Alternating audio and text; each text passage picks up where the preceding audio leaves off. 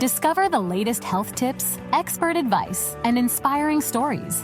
This is the Health Channel Podcast. Your journey to better health starts now.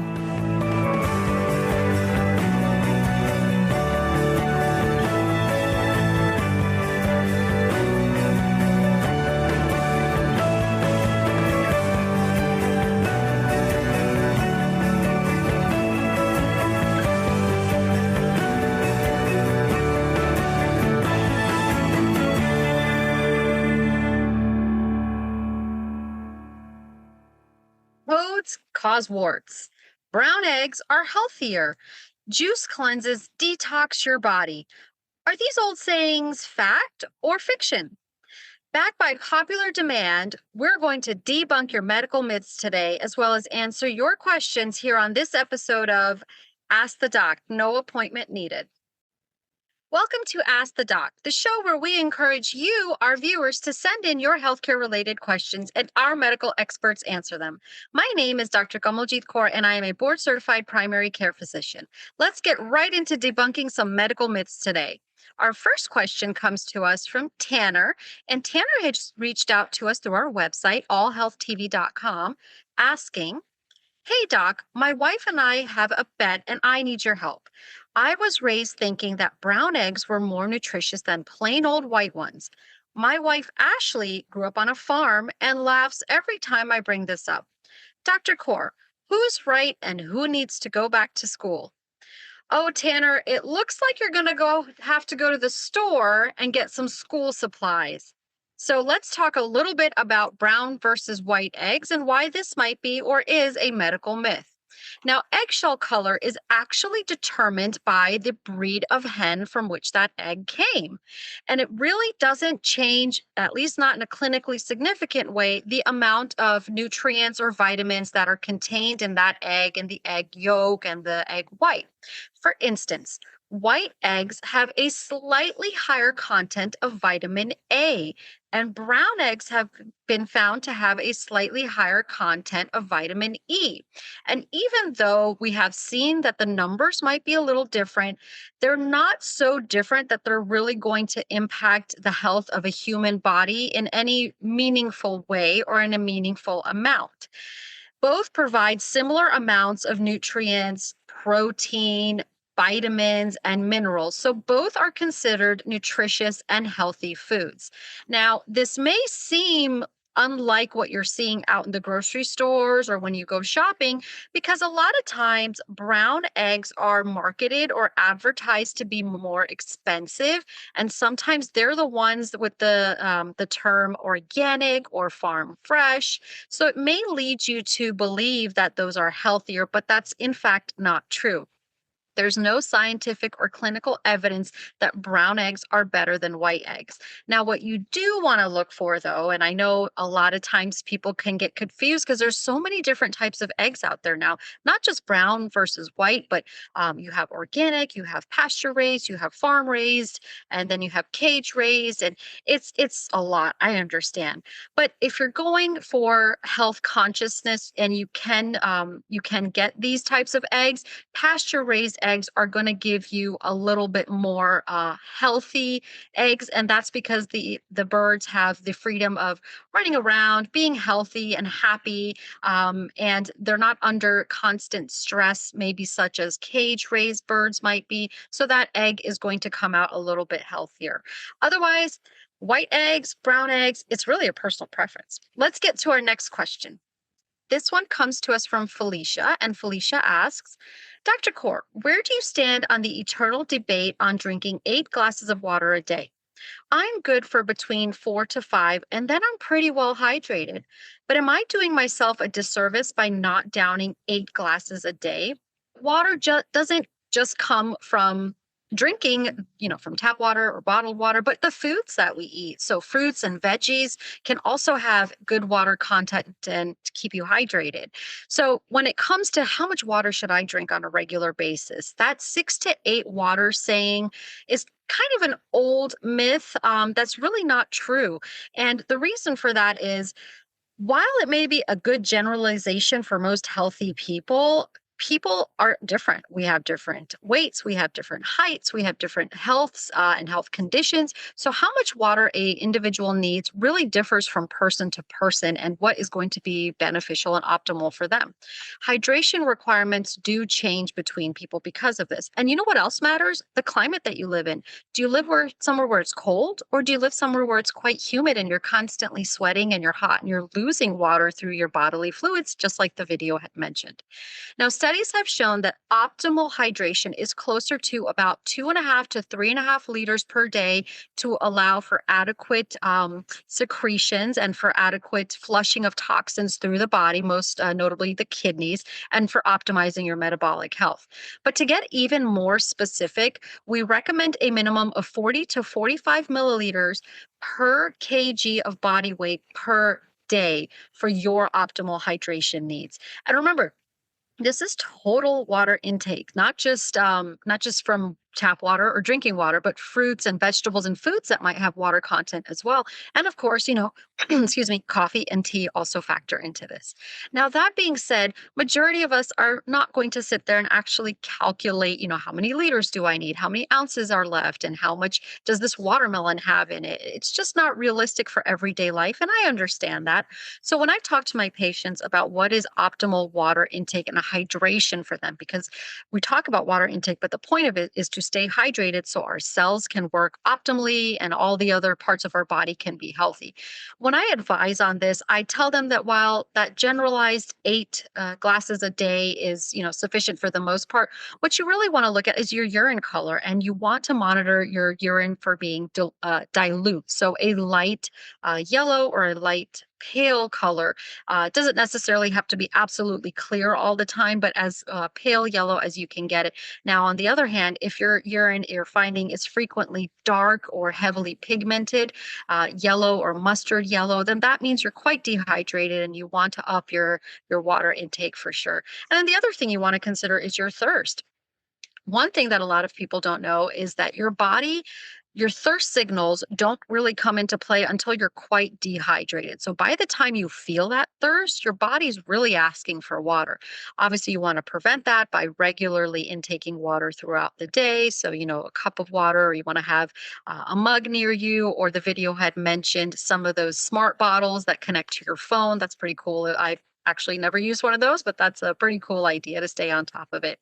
So, that being said, don't get too caught up in the calculations and get stressed about, oh my gosh, I have to have, 62.39 ounces and this and that.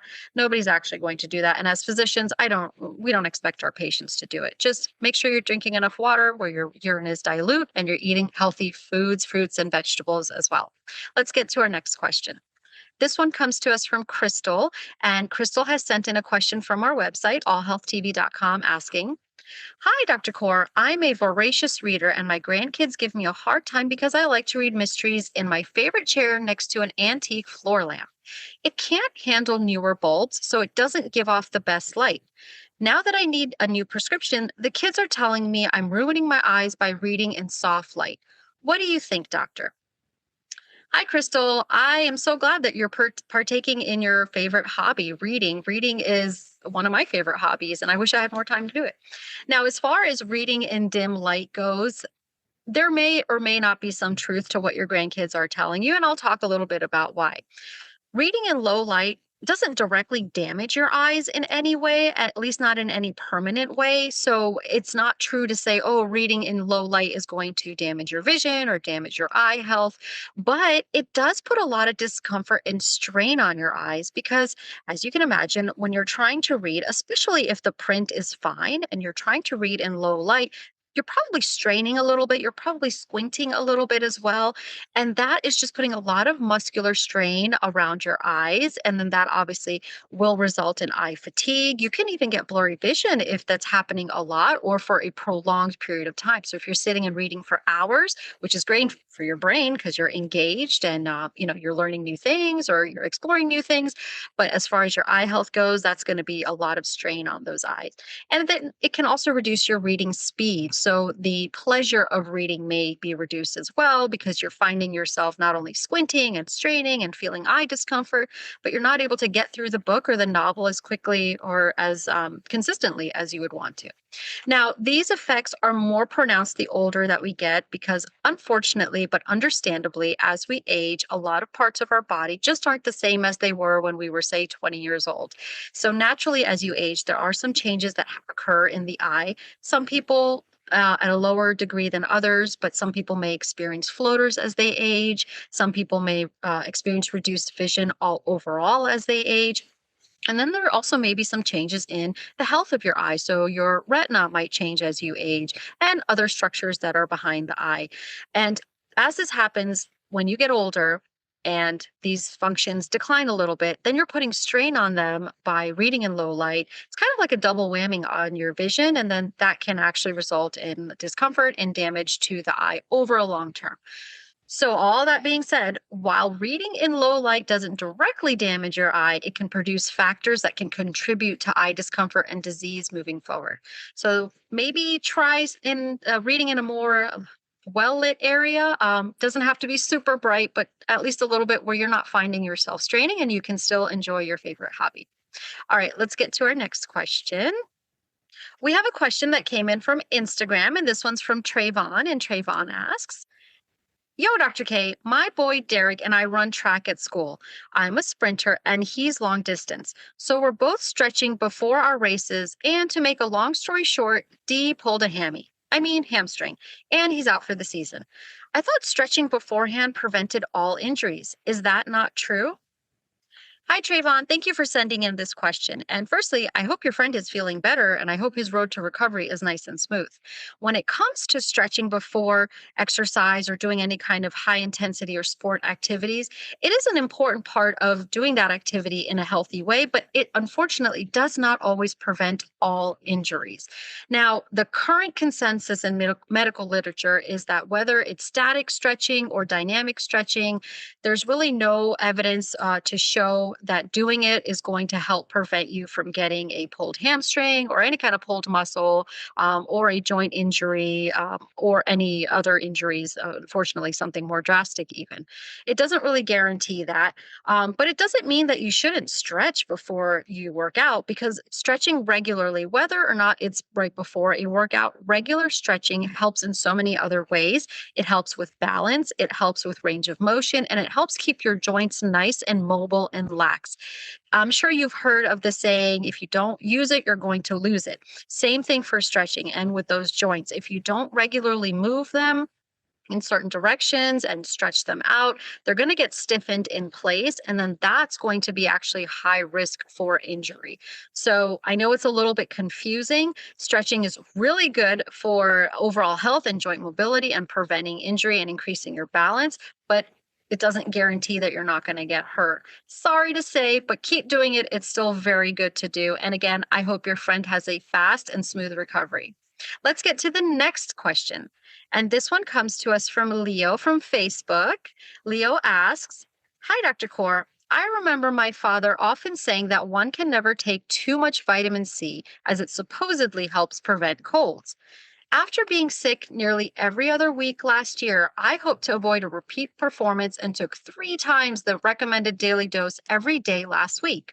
That may not have been the best idea, as I'm currently dealing with a cold and have also spent the past few days with severe diarrhea. What gives, Doc? Oh, Leo, I'm so sorry to hear this. You know the expression less is more? That might have been indicated here. And as always, too much of a good thing is not always a good thing. It can actually be a bad thing. And we'll talk a little bit about why. Now, in reviewing several robust studies, it was noted that routine vitamin D supplementation does not prevent colds or flu or illnesses in individuals who are otherwise healthy and well nourished. And that's the key.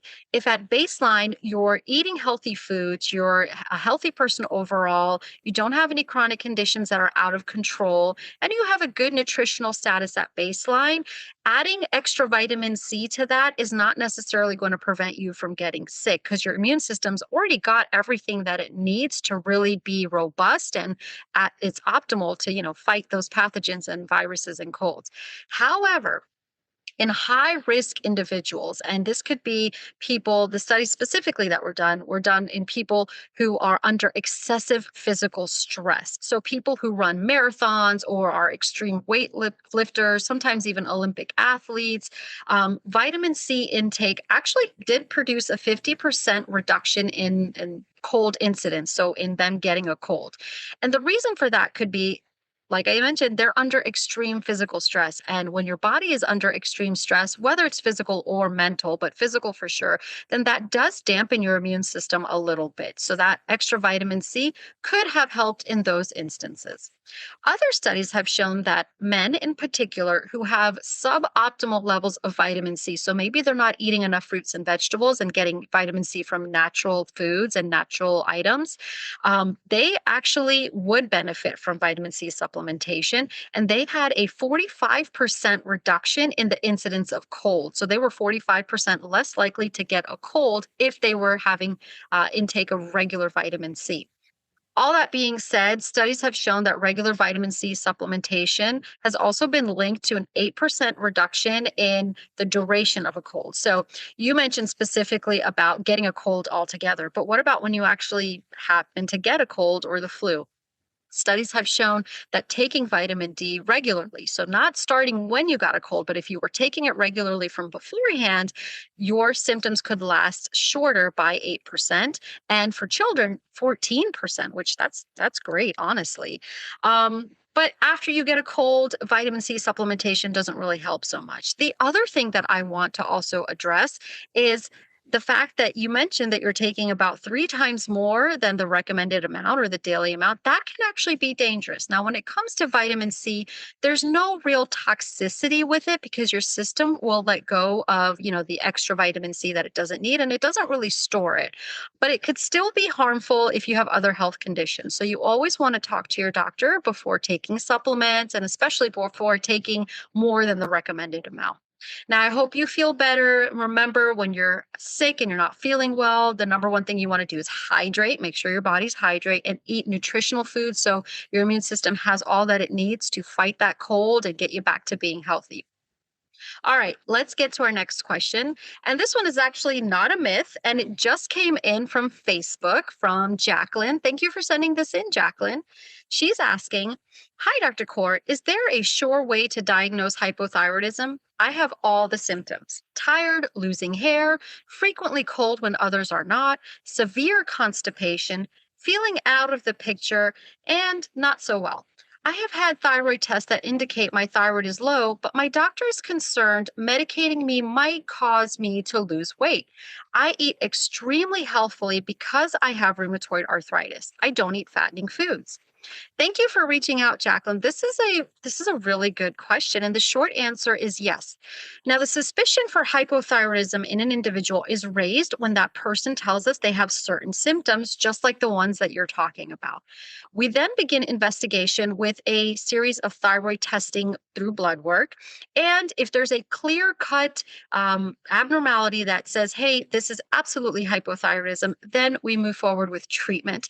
And in the case of hypothyroidism, this is done with a medication called levothyroxine.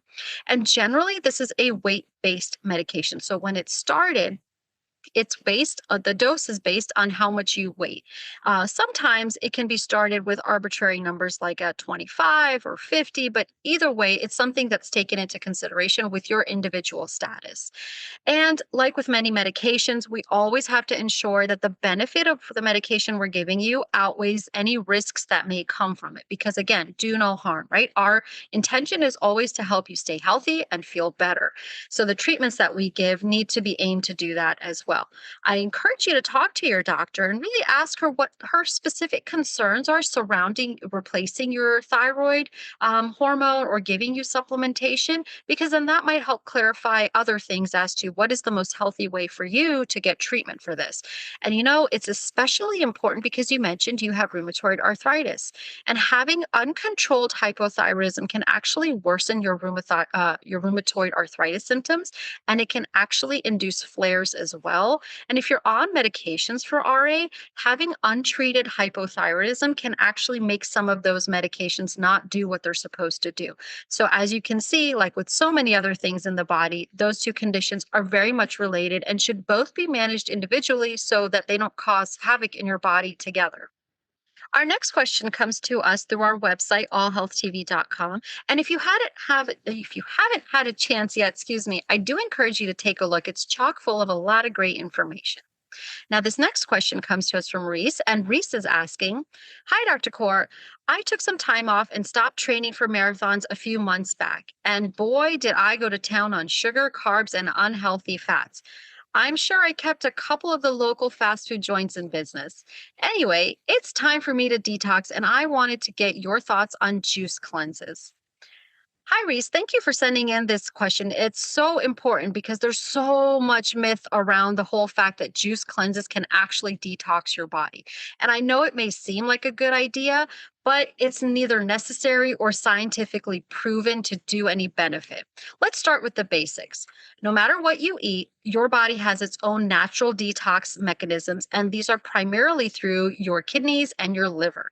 When you eat fruits and vegetables, like whole, healthy fruits and vegetables, your body has all the right ways of extracting nutrients from them and doing what it needs to do to optimize your health and keep you, stable in a baseline. However, when you turn some of these foods into juice, they may lose some of their nutrients, their vitamins, minerals, their fiber content, that's for sure.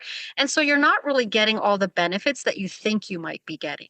So, that being said, sometimes short term juicing diets can actually promote inflammation in the body, and they can actually wreak havoc in your gut microbiome and the diversity down there. Now, you may have heard that the gut microbiome is very important in keeping your immune system healthy. And the more diverse it is, meaning the more different kinds of good bacteria, good fungi, good organisms that are down there, the better it is for your overall health. If you're doing a short-term juice diet, this might imbalance all the microbiome down there, and then that can actually lead to a lot of inflammation and cause unhealthy mechanisms in your immune system, particularly. So while it's okay to intake fruit and vegetable juices, especially if you make them at home, that is the best, and do it from time to time. While it's okay to do that, it's really best to get all your nutrients from actual whole foods and fruits and vegetables, and just let your body do its natural work to detoxify and keep you healthy.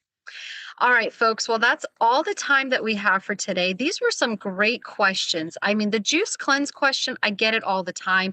Hydration, I know that's huge because everybody's always asking me, well, how many glasses of water are good for me? So, as long as you're drinking enough where your urine is nice and dilute, that's always important. And you want to make sure that you're staying healthy. As always, with any questions that you have, you're welcome to send them in to us or ask your primary care physician about it, because it's all about keeping you happy and healthy and preventing disease as much as we can. Again, my name is Dr. Kamaljit Kaur. It's been a pleasure. I'll see you next time here on Ask the Doc.